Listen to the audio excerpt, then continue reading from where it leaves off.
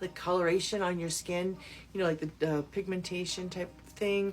And there's some other signs that it shows, right? So overextended belly fat, hard time losing weight, and like I said, brain fog, and there's a list of things. So your body gets giving you signs 10 years ago, and you may not have noticed, or you ignored it, like I did. I completely ignored it, acted like that can't be what's going on with me. So these are the things, they're the 5 key factors that you have done, that have brought you to that point, right? So a diet high in refined carbs and sugars, 100%. I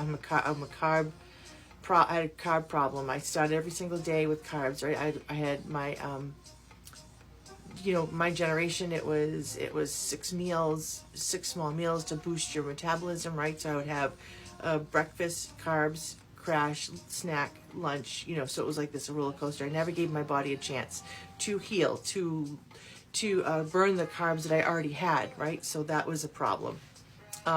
Excessive abdominal fat, 100%.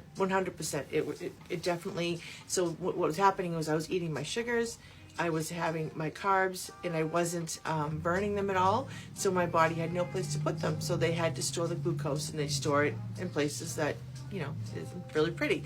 But, you know, that was then, this is now. Genetic. So I don't believe I have a family history of diabetes. I have not heard of it in my family.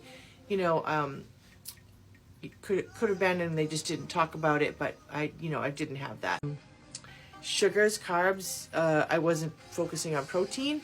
I was focusing on carbs because that was easy, right? Oatmeal, sandwiches, you know, whatever I could find that was a carb heavy meal, because it made me feel good. That's what it does. It brings your insulin up, your sugar up, and you feel good for a little while until you crash. And then it's like, it's an addiction. It was a huge addiction for me, and I'm 100% okay to admit that. It was a huge addiction. I